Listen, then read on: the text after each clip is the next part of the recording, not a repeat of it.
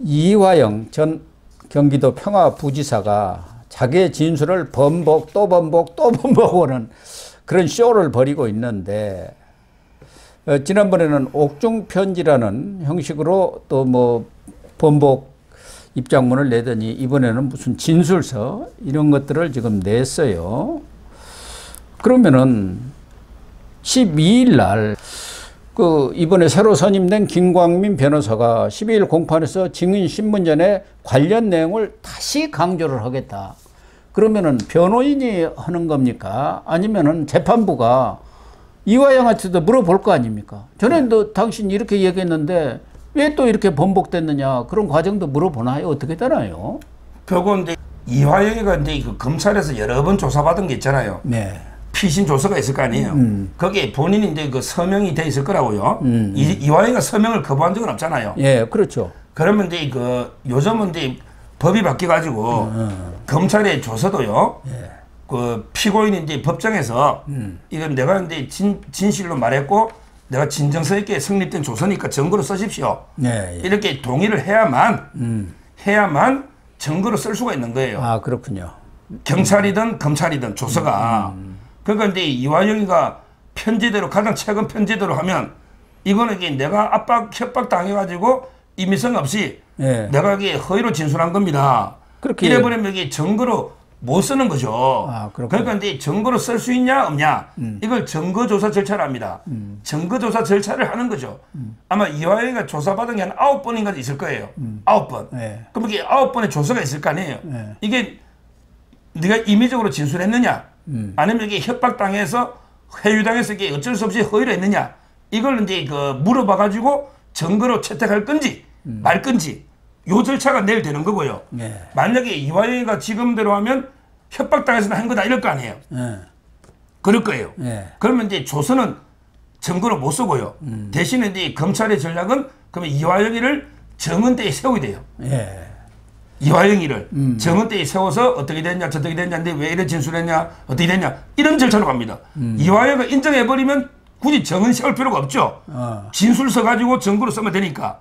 그러니까 이제 이화영이가 이게 부인하면 아마 이게 진술을 정인대로 세울 것 같아요. 그러면 이게 이화영이가 거짓말하면 또 위정으로 처벌되잖아요. 예. 이런 이게 절차가 증거조사 절차고, 만약에 이화영이가 계속 협박당했다고 우기면 다음 재판은 이화영을 정인으로 불러서 진짜 이게 어떻게 협박당했는지 진실이 뭔지 이런 데 절차가 예상이 됩니다. 그런데 지난번 옥중편지도 그렇고 이번에 진술서도 보면은 이걸 이화영이가 썼다고 보기가 좀 어렵더라고요. 누군가가 불러줬던가. 그래서 이제 자기 자필이 필요하니까 자필로 쓴 것 같은데, 이런 것은 재판에서는 뭐 안 물어보나요? 이게 엄연한 사법 방해고 재판 방해 아닙니까? 이화영이도 검찰의 회유 압박을 받았다고 하지만 이화영이는 또 밖에 있는 부인 백정화라든가 또 다른 쪽에 지난번에 뭐 박찬대든 누구든 그쪽에 회유 압박을 받으면 그건 또 있는 거 아닙니까? 이번에 이제 두 번째 편지를 썼잖아요. 예. 이번에 편지를 썼는데요. 뭐라고 써놨냐면 이게 이래 써놨더라고.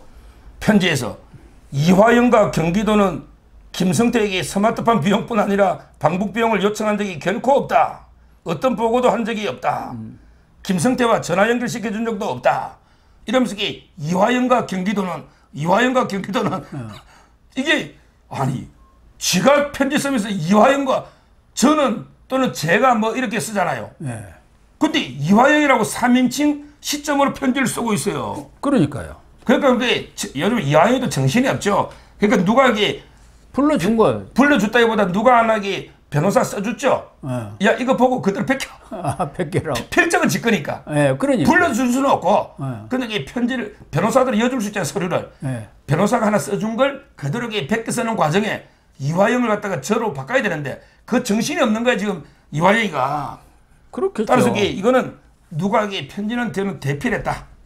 옛날에 강기훈이 뭐 유서 대필 사건처럼 이게 옥중 편지 대필 사건이 아닌가. 이 정도로 이게 그 실제는 대필했다. 필적은 이화영께 맞지만 이런 데 의문이 들고요. 예. 여기서 이제 중요한 게요. 결국 이제 정말 이화영이 어떤 말을 믿냐. 이거는 이제 판사 마음이에요. 모든 재판은 판사가 하나님입니다. 그러니까. 그래서 이제 이걸 자유심정주의랍니다. 판사는 어떤 증거 법칙에도 구애 안 받아요. 자기 양심에 따라 법에 따라 자유롭게 판단할 수 있는 뭐 옛날 이거 반대가 법정 증거주의인데 예. 옛날에는 이게 자백이 우선한다는 말이 있어서 옛날에는 자백만 하면 무조건 증거의 왕이야. 다른 증거보다 자백이 앞선다. 이런 게 법에 있었다니까. 옛날 18세기에는. 네. 근데 지금은 모든 증거는 동등하기 때문에 원래는 이게 판사 마음이에요. 예. 이게 자유심정주의인데 예. 이거는 이제 법리가 그렇다는 거고. 근데 자유심정인데 우리 법 쪽에서 흔히 쓰는 말이에요. 이게 뭐 법에 규정된 법칙은 아니야. 근데 법조인들끼리 하는 말 중에 언론인도 왜 언론인들끼리 하는 말 있잖아요. 예. 법조인들끼리는 항상 이런 말이 있어요. 자백은 부인보다 정명력이 우월하다.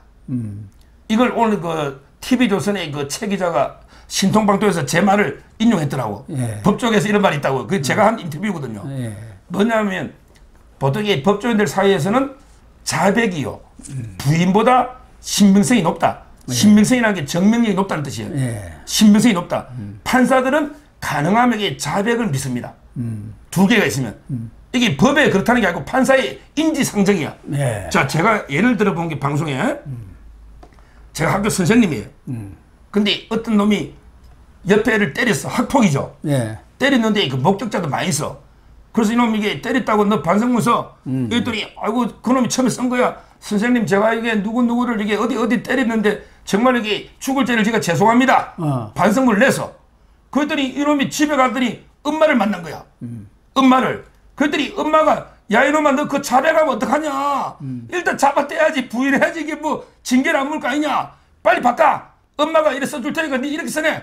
그래서 엄마한테 혼나고 이놈이 다시 나는 정말 이게 억울한데 때린 적이 없고 그냥 이게 위험만 하고 나 때린 적이 없습니다. 예. 저 목격자들 저 친구들이 전부 저거이기 때문에 저놈들이 원래 친한 놈들이니까 다 짜고 거짓말합니다. 내가 이게 때리는 CCTV가 있습니까? 막 이런 식으로 써내. 그러면 이게 오락가락하잖아. 그러니까요. 이런 경우에 선생님은 어느 말을 믿겠습니까? 자백은 자기한테 불리한 건데 부인은 인지상정으로 누구나 거짓말하는 거는 인지상정이잖아요. 예. 이런 경우에 자기한테 불리함에도 불구하고 하는 자백이 있잖아. 예. 이걸 신뢰하는 게 보통입니다. 그래서 자백은 부인보다 정명력이 높다, 신빙성이 높다 이렇게 표현하는 거예요. 이게 법조계에서 흔히 쓰는 용어입니다. 따라서는 이화영이가 오락가락하잖아. 예. 근데 부인하는 거는 저거 부인한테 협박당해 오히려 부인하고 민주당한테 협박당해 산 거다. 판사가 알아요. 그러니까 이 부인 백정화 씨가 개딸이라는 거 아닙니까? 그러니까 백정화 씨가 얼마나 야단을 쳤습니까? 법정에서도 정신 차리라고 야단을 쳤잖아요. 그럼요. 그리고 돌을 쥐고 있잖아요. 그러니까 신진우 부장판사가 수원지법에서는 유명한 판사입니다. 교도소에 가면 형량이 높기로 유명해. 근데 재판 진행은 FM대로 너무 원칙대로 해. 제가 보면 좀 답답할 정도로 FM대로 증거조사 절차를 합니다. 근데 유죄라고 하면 생각하면요. 형량이 높기로 소문나가 교도소에 갔더니 야, 저 신진우 부장은 좀 피해된다. 이런 소문이 많아요. 저는 그 신진우 부장이 워낙 우수하니까 지금 이게 이화영 사건도 하고 그다음에 김만배하고 저하고 최윤길 사건 있잖아요. 이것도 다 하고 있는 게 그 부장판사거든요. 저는 제대로 여기 그 판결할 걸로 이래 봅니다. 그래서 뭐 검찰이 이화영의 진술만 가지고 또 수사를 하는 것도 아니고 말씀하신 대로 판사도 뭐 그 사람 왔다 갔다 한 진술을 그렇게 신뢰할 것 같지는 않고 수많은 인적 물적 증거들이 있기 때문에 합리적으로 판단하지 않겠느냐 이렇게 보면서도 또 한편으로는 그 백정화 씨 이화영 부인 근데 이화영의 내연녀가 오랫동안 있었지 않습니까? 최근에도 여러 해 동안 수억 원의 돈을 이 내연녀한테 붙였다, 송금했다 이런 기사가 나와서 백정화 씨 입장에서는 이 문모 씨가 미워서라도 한풀이를 좀 해야겠다. 뭐 그런 생각도 있나? 어떠나요? 지금 여기 제가 이름도 처음 까고 돈도 옛날에 방송에 몇 번 깠죠. 예, 그렇죠. 문성옥 씨죠. 예. 승리할 때 성옥. 예.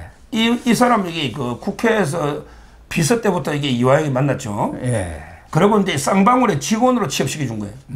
야, 이것도 문제. 쌍방울의 직원으로 해가 8,500이나 받았죠. 예, 그 몇천 1억 가까이 받아갔죠. 예. 근데 그 이화영이가 이게 진짜 저는 이런 걸 우리 보통 쓰레기를 합니다. 태영호 의원 같은 사람이 쓰레기가 아니고 우리 진짜 이화영요. 지금 이게 본부인 계좌로도 뭉치돈을 받고요. 내연녀 계좌로도 뭉치돈을 받은 거예요. 그러니까 옛날에는 내연녀를 보호하기 위해서 좀 부른 것 같아요.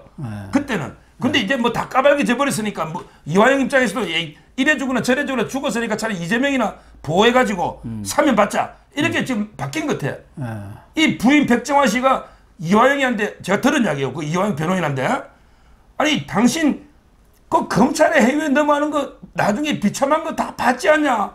검찰의 해유에 넘어가 끝이 결말이 좋은 사람 누가 있냐?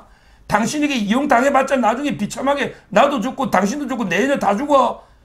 이 어떻게 보면 합리적인 설득이 설득가 부인이 볼 때는 검찰이 협조해가 잘 된 사람은 없어. 언젠가 다 드러나긴 드러나요. 그러니까 이제 이화영에도 정신이 좀 들었는지 이제는 이재명이를 살리는 게 내 유일한 사는 길이다. 형량도 많이 나오니까 사면 외에는 없잖아. 그래서 진술을 바꾸고 있는데 이렇게 된 이상은요. 검찰도 그냥 일망타진해야죠. 저는 검찰도 그 부인 그다음에 내연녀 이제 봐줄 이유가 없어요. 그리고 뭉치도는 다 조사해야죠. 박찬대라든가 그 회의하고 이렇게 한 사람들이 있지 않습니까? 지난 4일 날 박찬대 최고위원, 전진호 대표 비서장 출동하기도 나 못 간다 하고 말아버렸지 않습니까? 장고일을 하지 말고 피의자로 해가지고 사법방해라든가 뭐 그러니까. 여러 가지 제목을 붙일 수 있지 않습니까? 그래서 강하게 압박을 해야 이 사람들도 무릎을 꿇어요. 근데 천준호 그 척에 아는 사람 보좌진 아는 사람 있잖아요. 천준호하고 잘 아는 물어봤더니 아이고 이거가 이게 체포영장이 통과되겠으면 이러더라고. 이놈들이 국회 또 그걸 또 강제로 끌고 가려면 체포영장 국회 동의 국회의원은 또 야 이게 참 심각한 문제입니다. 국회의원 동의를 받아야 되니까 천준호 이재명이도 똑같잖아요. 박찬대 불체포 특권 포기한다고 해놓고 무늬만 불체포 특권 포기하고 그냥 금배지 이거 가지고 버티고 있는 거 아닙니까? 똑같아. 박찬대 천준호 다. 그 이화영 재판이 상당히 중요한 재판이죠. 중요한 재판인데 이제 저는 만약에 이화영이 계속 부인하면요. 이렇게 이화영 정의신문 있잖아. 하고 그다음에 이제 곧 끝나긴 끝날 거예요. 재판이 판사가 무조건 이렇게 6개월 안에 끝낸다 했으니까 아마 이제 이화영이한테 상당히 그 형량이 어떻게 나오는지 이미 그 안부 수시가 상당히 협조했는데도 3년 6개월 받았거든요. 근데 이화영에 대해서 저는 최소한 이게 뭐 10년 이상 중형이 논다. 이러면 이게 이화영도 뭐 또 어떻게 될지 지금 이미 진술은 걸려가 돼버렸는데 뭐 판사가 이제 저는 현명히 판단할 걸로 보이고 아마 이제 그 선고가 임박했기 때문에 그걸 이게 보면 또 진술이 또 바뀔 수 있다 봅니다.